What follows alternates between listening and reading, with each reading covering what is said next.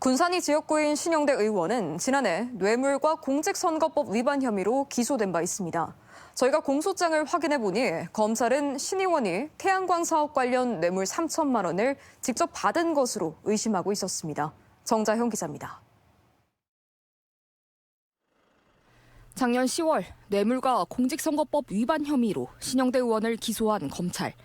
취재진이 국회를 통해 확보한 공소장에는 누가, 언제, 어떤 취지의 뇌물을 건넸는지가 비교적 구체적으로 담겨 있었습니다.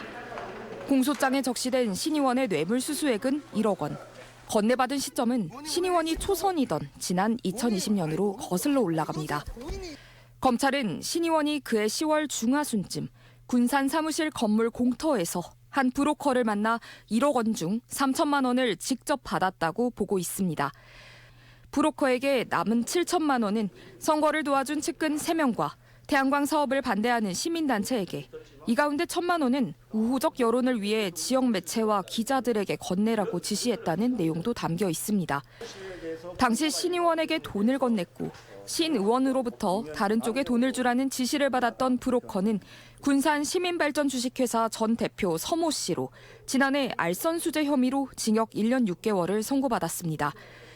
재판부는 서 씨를 통해 신영대 의원에게 돈을 건넨 사람은 한국수력원자력과 현대글로벌이 세운 새만금 솔라파워의 단장이자 한수원 간부 최모 씨라고 봤습니다.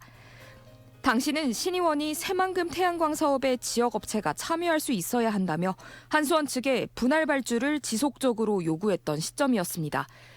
하지만 2020년 국정감사 당시 신 의원은 한수원 측에 어떠한 질문도 하지 않았는데 검찰은 이 상황이 뇌물의 대가라고 보고 있습니다.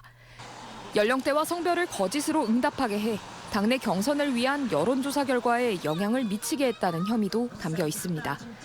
검찰은 신 의원의 오랜 친구이자 보좌관인 신모 씨가 주도한 것으로 보고 있습니다. 제22대 총선 당내 공천을 앞두고 김의겸 당시 의원과의 여론조사에서 1% 안팎의 차이로 엎치락뒤치락하자 심 씨가 신 의원과 함께하는 카카오톡 단체방에 여론조사에서 거짓 응답을 권유하는 문자를 올리거나 다른 곳에 게시하도록 했다는 겁니다. 신 의원은 검찰 기소 내용이 브로커 서 씨의 진술에 불과하다며 혐의를 부인했습니다. 검찰이 피해자를 압박해서 받아낸 일방적 주장을 하고 있는데요. 저는 자신 있게 말씀드리는데 재판에서 반드시 무죄를 받아낼 수 있다 확신합니다. 한편 신 의원의 첫 재판은 다음 달 4일 진행될 예정입니다. MBC 뉴스 정자영입니다.